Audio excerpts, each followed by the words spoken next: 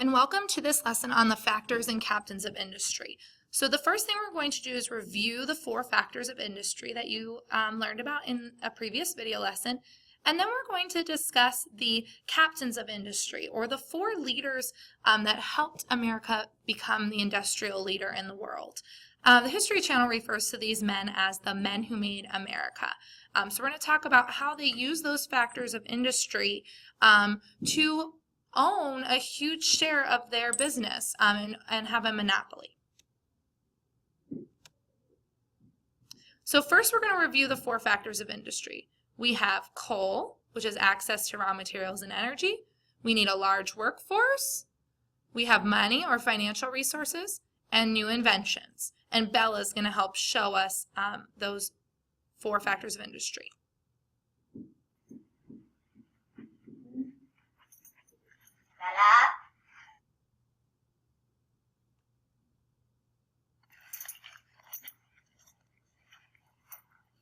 And that one you see, she takes the money and runs away. It doesn't. So the captains of industry are the leaders of their industry. They're the ones who control the most of each one. And they're going to take those factors of industry that Bella just reviewed with you and use them to the best of their ability in order to become successful in their fields. These men end up being very wealthy. They are ruthless and cutthroat businessmen. They will do whatever it takes to be successful in their industry, and they are always competing with each other to see who can be the richest and best businessman. The first captain is Andrew Carnegie, and he leads the steel industry.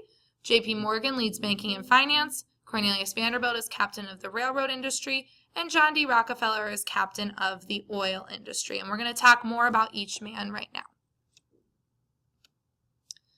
Andrew Carnegie is the captain of the steel industry, and he's my personal favorite because he is from Pittsburgh, Pennsylvania. He moves there as an immigrant. He actually is from the country of Scotland, and he immigrates to America in order to try to find a better life. He learns about a new way to produce steel that is very cheap, and he invests in that new invention because he has money, and he uses this money to form Carnegie Steel Company. Steel is what is going to be used in skyscrapers, in railroad tracks, and to build taller buildings. With the invention of this steep process of producing steel, we can now build buildings taller than 6 stories, and you see skyscrapers pop up in cities all over the country. So the demand for steel goes up, meaning Andrew Carnegie can produce more and more of it and continue to make money. He's going to use the railroads to ship iron ore, the raw material, to his steel factories or steel mills in Pittsburgh, and he is going to produce steel there, it's a finished product, and ship it out to national markets all over the country. Now, he is going to pay his workers as little as possible and not have the safest working conditions because those things cost him money. And because of this, he doesn't treat his workers very nicely during the course of his life. And so at the end of his life, he wants to give back to society. That's called philanthropy. And he ended up donating much of his money, his fortune, to education, especially libraries. He donates the funds to start over 100 libraries in the United States. He donates money to Carnegie Music Hall. He donates money to start a university. Carnegie Mellon University is still around today in Pittsburgh. He also starts the Carnegie Museum of Natural History and the Carnegie Art Museum in Pittsburgh. The Museum of Natural History in Pittsburgh has one of the best dinosaur bone collections in the country because Andrew Carnegie gave them the funds to purchase the first excavated bones in the early 1900s. So Andrew Carnegie is our steel captain of industry. If you look at the Steelers logo, the football team, their logo is U.S. Steel's logo, which is what Carnegie Steel was renamed after he leaves the company when he dies. Our next captain is John D. Rockefeller, and he is captain of the oil industry, and the company name he has is Standard Oil. Before he starts buying up little oil companies and standardizes the system, oil was produced, refined oil, meaning it's cleaned up and processed in a factory before it's resold to you, was produced by little companies, and it was very unstable. You didn't know what you were getting. It was used to light lamps, and run machinery, and it could be combustible or highly flammable, and there were accidents before Rockefeller standardizes the oil industry, hence the name Standard Oil for his company. He buys up all these little oil refineries, standardizes the refinery process, and makes a fortune having a monopoly on this industry, meaning he controls more than 90%. So he is using the railroad to ship crude oil straight from the ground to his refineries to clean it up and make it safer for use or correct for whatever thing you're going to use it for. And then he's going to ship it out to national markets. Today, when you put gas in your automobile at a gas station, that is refined oil. He also didn't treat his workers very nice, didn't pay them very much money, or have good safety conditions, which we will talk about more in an upcoming unit. And so at the end of his life, he decides to donate back to society, and his philanthropy is that he donates a fortune to education and to the arts. He gives money to the University of Chicago. He gives money to different art museums. Rockefeller Center in New York City is a music center, and he donates his money to those places. Rockefeller Center is where they put the big Christmas tree in December. Our next captain is Cornelius Vanderbilt. He actually comes before Rockefeller and Carnegie.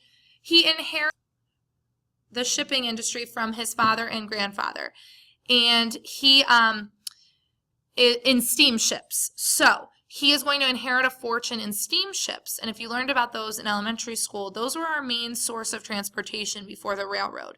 We'd put things on steamships, they'd go up and down the rivers or canals and move our products.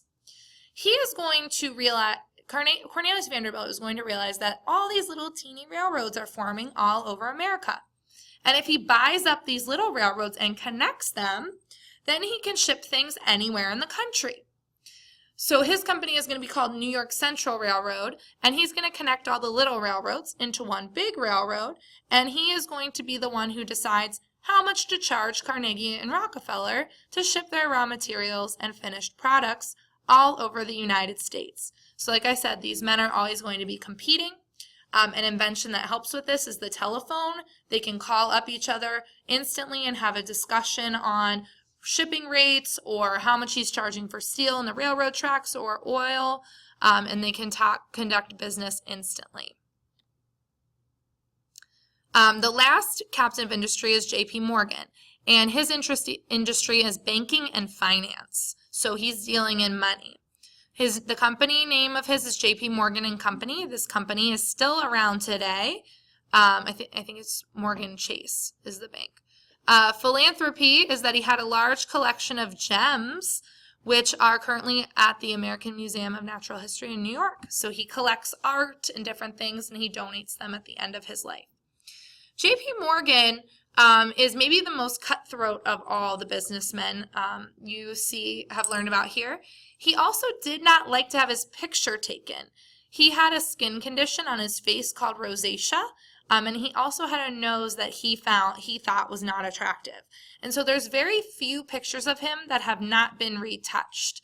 So that's just interesting information that even way back when, famous people wanted their pictures retouched so that they could look what they thought was their very best. So in his banking and finance industry, he is going to work with Carnegie and Rockefeller in getting the funds that they need to build their businesses.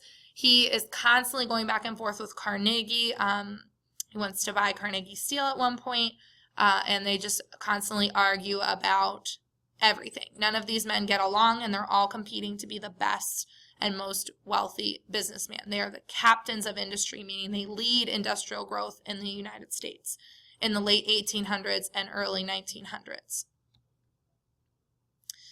If you have a monopoly on a company, you've heard me say this word several times. Monopoly means to control or dominate the market by a single company. So you can see there Bella is dominating the market because she has all of her toys. She's not sharing. Monopolies in 2016 are illegal. You're not allowed to have them anymore. But in the early 1900s, there hadn't been a law made about this yet. And so Rockefeller, Carnegie, Vanderbilt, and Morgan each have a monopoly on their industry. So think about the game Monopoly, the board game that you play. The goal of that game is to control the board. Buy up all the real estate and control the board and have the most money, and you win. It's the same idea on a business monopoly. If Andrew Carnegie has a monopoly on the steel industry, he controls almost all of the steel industry. Maybe there's a small company here or there that has some steel production, but he is going to dominate that industry. Same thing with Rockefeller, Vanderbilt, and Morgan.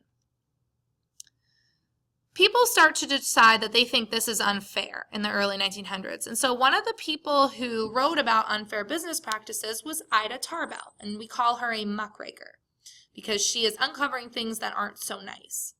She wrote about the unfair business practices done by Rockefeller in a magazine, and her investigation helped lead to the breakup of the Standard Oil Company into smaller companies in 1911 by the Supreme Court.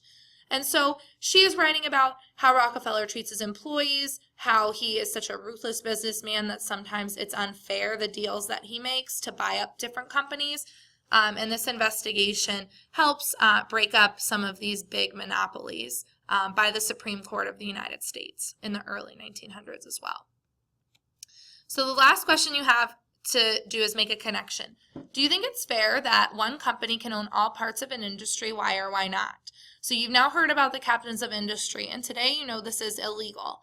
But I'm just wondering, what do you guys think? These businessmen worked hard for what they got, and they worked hard to make their businesses a success. But, today it's not legal to own that much of one company, and you see it constantly in disputes between Verizon and AT&T and Comcast, and you hear about these things in the news. They have to get their mergers approved by the U.S. government to make sure that nobody has a monopoly. So you just learned you reviewed the factors of industry, and you learned about the 4 captains of industry: Carnegie, Vanderbilt, Morgan, and Rockefeller. So make sure that you respond to the Make a Connection question and that you understand everything in this video before you move on to the activity.